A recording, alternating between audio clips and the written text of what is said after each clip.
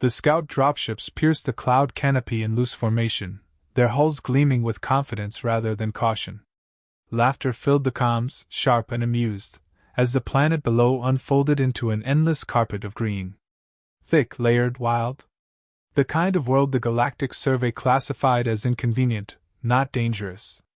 Dense vegetation interfered with sensors, yes, but nothing a competent scout unit couldn't handle. Certainly nothing worth concern.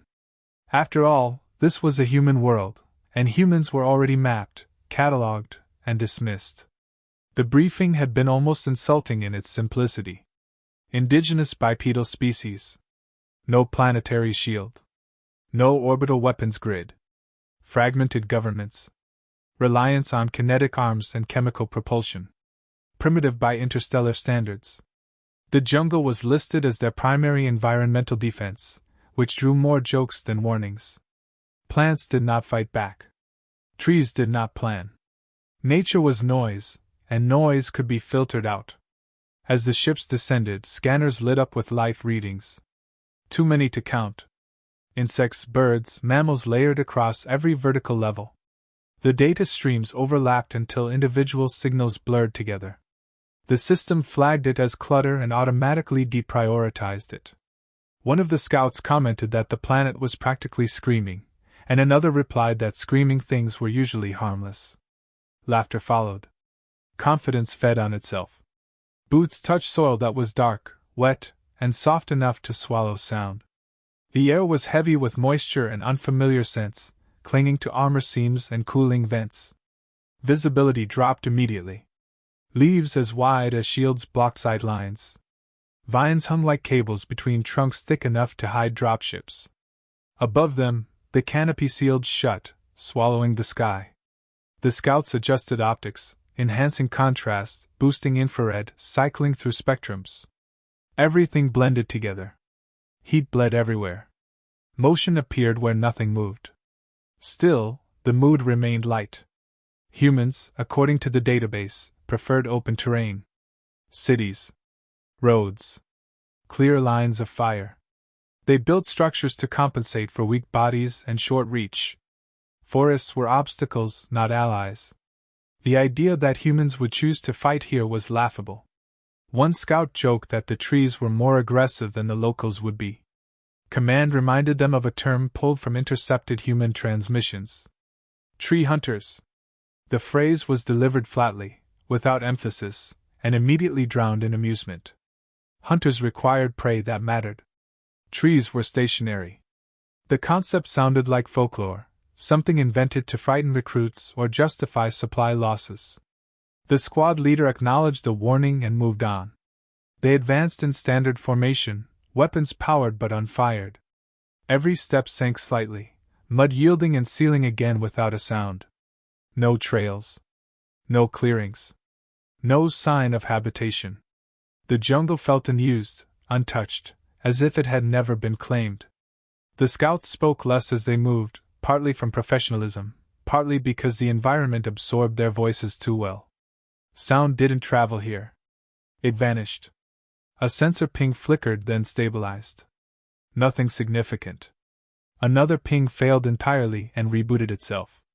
The tech specialists frowned but reported no faults. The jungle interfered with everything, just as expected. Minor inconvenience. No threat. Still, the laughter faded, replaced by focused efficiency. Confidence shifted into routine. They did not notice when the birds went silent. The database had no entry for that. They did not register the absence of wind, or how the leaves stopped rustling all at once. Their attention remained forward, fixed on objectives and assumptions. When the last joke died in the comms, no one replaced it. The jungle watched. High above, where scanners struggled and eyes never lingered, something moved with purpose. Not hurried. Not hesitant. It did not disturb branches or shake leaves. It waited, patient as rot and older than fear. The scouts never looked up. On worlds like theirs, danger came from ahead, announced by alarms and energy spikes. Here, it came from above, and it did not announce itself at all. The first sign that something was wrong wasn't an attack. It was a delay. A routine position check returned half a second late, then another lagged longer than acceptable. The squad leader requested a diagnostic sweep, and the reply came back clean, too clean, stripped of background variance, as if the jungle itself had been muted. Systems insisted everything was normal. Experience said otherwise. Movement became difficult to quantify.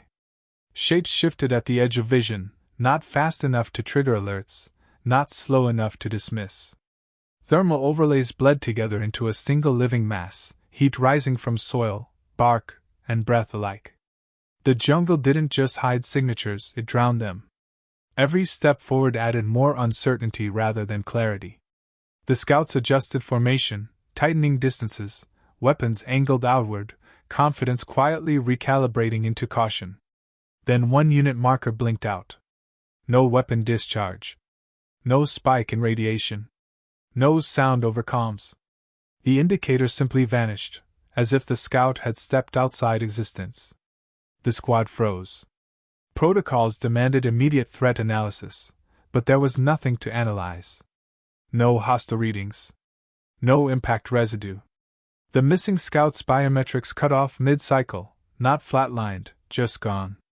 Command was notified. The response was delayed. The explanation came quickly and poorly. Environmental interference. Signal occlusion. Dense canopy. The jungle again. It was always the jungle. A retrieval ping was sent to the missing scout's last coordinates. No response. The squad leader ordered a controlled sweep, slow and deliberate, eyes and sensors working together. This time, no one joked. The jungle pressed closer. Vines swayed without wind. Leaves shifted where nothing passed. Footing became treacherous, roots hidden beneath mud that clung and resisted withdrawal, as if reluctant to let go. Every sound felt amplified internally, yet barely audible externally.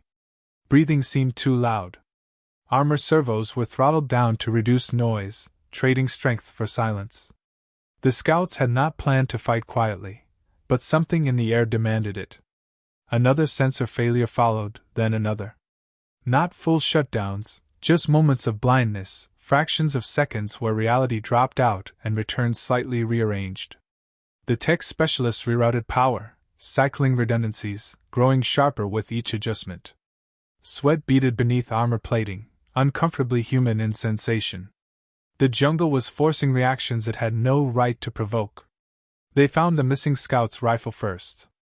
It stood upright, carefully placed against a tree trunk, power cell intact, safety engaged. No damage. No struggle marks nearby. The ground showed no drag patterns, no blood, no signs of violence. The scout's body was absent, but the orderliness of what remained unsettled them more than chaos would have. Predators tore. Accidents scattered. This was intentional. The squad leader called for immediate extraction. The request queued behind static and interference, then dissolved into silence. Long-range comms were down entirely. Short-range still functioned, barely. The jungle was isolating them piece by piece, and no amount of technology could force it to comply. For the first time, the mission clock became irrelevant. A sound echoed to their left, sharp and brief, like wood striking wood. Weapons snapped toward it, firing arcs overlapping, fingers tight on triggers. Nothing emerged. No target. No follow-up. Just the echo, already fading, absorbed by green and shadow. One scout whispered that humans couldn't move like that without being seen. No one contradicted him. They began to realize the truth not through fear, but through absence. No animals. No insects. No random noise. The jungle had gone still in a way that felt deliberate, as if every living thing had agreed to wait. The scouts were no longer advancing through terrain. They were intruding into a system that had noticed them. Somewhere above, unseen and untracked, something shifted its weight and chose the next moment carefully. The jungle did not rush. Neither did the hunter within it. The third disappearance was witnessed. Not clearly, not fully, but enough to shatter remaining assumptions. A scout at the rear felt a sudden upward force, sharp and absolute, lifting him off the ground without warning. His weight vanished from the mud, boots leaving shallow impressions that filled instantly with water. He managed half a breath before something snapped tight around his torso and pulled. There was no scream, only a startled exhale cut short as his body accelerated into the canopy. Weapons fired too late. Plasma scorched leaves and bark, lighting the jungle in violent flashes that revealed nothing solid. The body was already gone, swallowed by branches that should not have supported such speed or mass. The motion defied expectation, not physics, and that distinction mattered. Whatever had taken him understood leverage, timing, and gravity better than any machine. Panic tried to form, but training held it back. The squad compressed inward, backs nearly touching, muzzles angled up. Scanners screamed useless warnings, flooded with false positives as the canopy erupted into meaningless data. Heat signatures jumped from trunk to trunk, then vanished.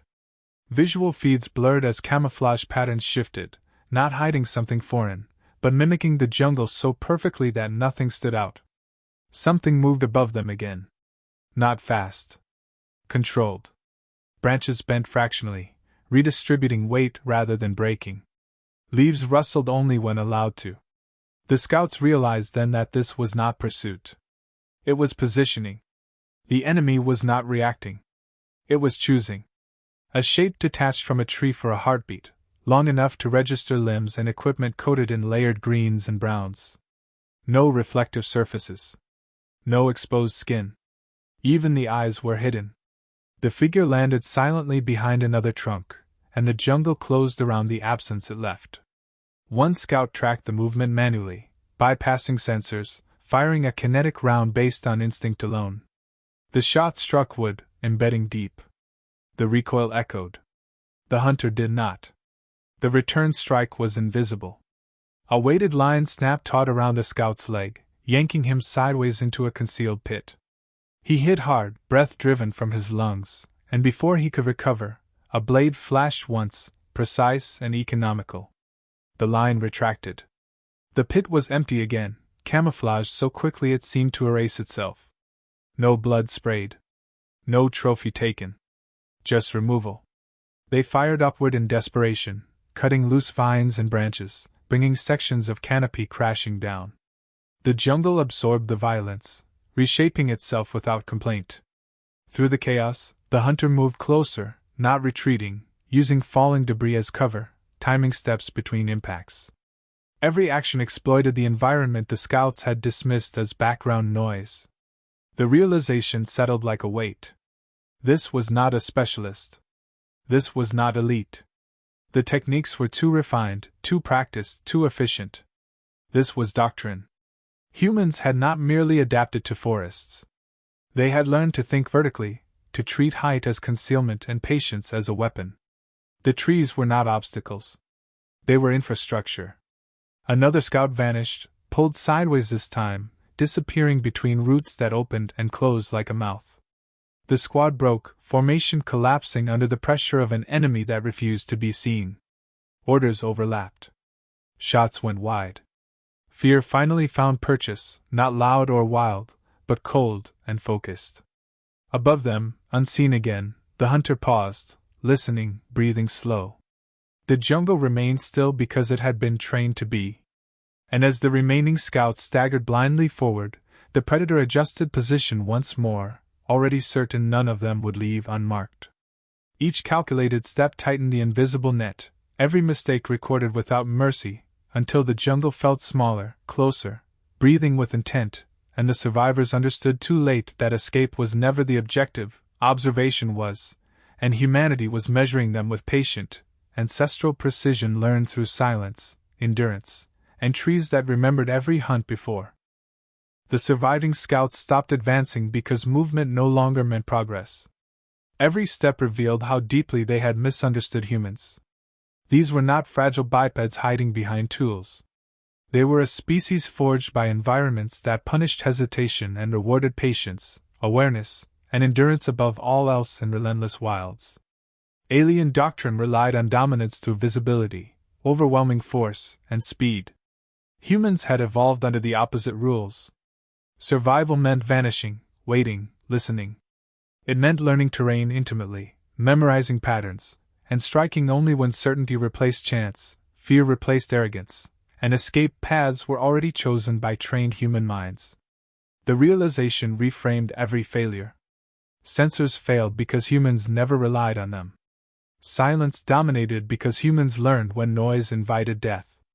The jungle obeyed them not through control, but through understanding, because humans studied ecosystems as teachers, not resources, adapting themselves instead across generations, wars, hunts, seasons, mistakes, losses. The tree hunter was not unique. That truth frightened them most. This individual represented training refined over centuries of conflict fought without orbital support or divine technology. Humans perfected small unit lethality because history denied them mercy, teaching victory required preparation, restraint, and psychological dominance under constant existential pressure, always. Alien civilizations conquered by overwhelming lesser species quickly, absorbing worlds without resistance. Humans grew slowly, constrained, repeatedly challenged by predators, climate, and each other. Their progress demanded adaptation, not comfort. Every environment shaped them differently, producing specialists who blended seamlessly into extremes of terrain, threat, scarcity, hunger, fear, darkness, survival. The jungle was not defending humans. Humans were expressing themselves through it. Branches became routes. Roots became traps. Elevation became safety. Stillness became speech. Where others imposed order, humans aligned with chaos, turning unpredictability into structure understood only by those raised within it through hardship, discipline, ritual, failure, pain, survival. Command analysis streams finally stabilized, and conclusions terrified strategists. Humans did not need superior weapons to win. They needed time. They needed proximity. Once contact occurred, outcomes were already decided because humans had rehearsed such encounters instinctively since prehistory across forests, jungles, plains, coasts, caves, nights, migrations, ambushes, losses, triumphs. The scouts understood now why humans avoided spectacle. Victory unseen could not be countered. Fear unconfirmed spread faster than evidence. Survivors carried stories that infected councils, altered doctrines, and reshaped invasion plans. Humans weaponized memory, letting enemies defeat themselves long after contact ended through rumor, analysis, hesitation, delay, caution, dread. This was not cruelty. It was restraint refined into doctrine. Humans did not exterminate intruders immediately. They observed, measured, tested reactions. They learned before striking. War, to them, was information acquisition first, violence second, and dominance final achieved through inevitability, not excess, spectacle, rage, panic, haste, pride, weakness, mercy, patience. The remaining scouts felt small, not physically, but historically. They had entered a place where humanity's oldest instincts ruled. Every mistake echoed ancestral lessons learned by humans thousands of generations earlier, etched into behavior, reflex, and silence passed down without written record through survival, danger, watchfulness, repetition, fear, loss, time. Understanding arrived too late to matter tactically, yet it reshaped everything strategically. Humans were not an emerging power. They were a patient one. They waited until others stepped into environments where human strengths multiplied, then removed opposition quietly, efficiently, selectively, decisively, without announcement, spectacle, escalation, collateral, chaos, apology, warning, doubt. The jungle remained unchanged after their passage. No scars. No ruins. Only memory. That alone distinguished humans from conquerors. They left worlds intact because they planned to live in them long after invaders reconsidered returning, fearful, cautious, humbled, warned, observed, catalogued, restrained, uncertain, divided, delayed, stalled, redirected, silenced, educated forever. And as data compiled and doctrines shifted, one conclusion crystallized. Humanity did not seek domination. It emerged naturally wherever humans stood their ground. In places like forests and jungles, that ground stood with them always, patiently, silently, decisively, watching, waiting, remembering, measuring, adapting, surviving, enduring, prevailing, unbroken, undefeated, rooted, eternal. The extraction fleet arrived hours later, descending through clouds with weapons primed and shields flared. They expected resistance, damage, signals of battle. They found none. The jungle remained intact, unburned, unscarred, indifferent. No energy residue lingered. No distress beacons pulsed. Only silence greeted them, thick and complete, as if nothing had ever happened there. Search teams advanced carefully, scanning every layer from soil to canopy. They found equipment arranged with unsettling order. Rifles stacked cleanly. Power packs aligned. Armor components placed deliberately, undamaged, functional, untouched by heat or impact. It looked less like abandonment and more like return, as though the jungle itself had handed everything back politely. Bodies were absent. Not hidden. Not destroyed. Simply gone. No biological traces suggested feeding or disposal. No burial markers. No ritual signs. The lack of evidence spoke louder than carnage ever could. Whatever had taken the scouts had not needed to prove anything. The message was absence itself, curated with intention. High on a broad trunk near the landing zone, a section of bark had been cut away cleanly. The markings were shallow but precise, carved with a tool rather than burned or etched. Translators struggled briefly, then stabilized. The language was simple, unadorned. It carried no flourish, no threat, no pride, no declaration of ownership. It read as instruction, not warning. A statement of fact rather than challenge. It explained nothing about tactics or casualties. It did not name humans or demand retreat. It offered a rule instead, one learned through repetition and enforced without passion. Enter quietly. Leave quietly. Or do not leave at all. Command reviewed the footage repeatedly. No signs of pursuit beyond initial contact. No escalation beyond necessity. The humans had allowed survivors to withdraw unseen, unharassed, unchaste. Mercy had been applied with the same discipline as violence. That disturbed analysts more than total annihilation would have. Strategic councils convened across systems within days. Classifications shifted rapidly. Humans were redefined, not as expansionists, but as territorial predators.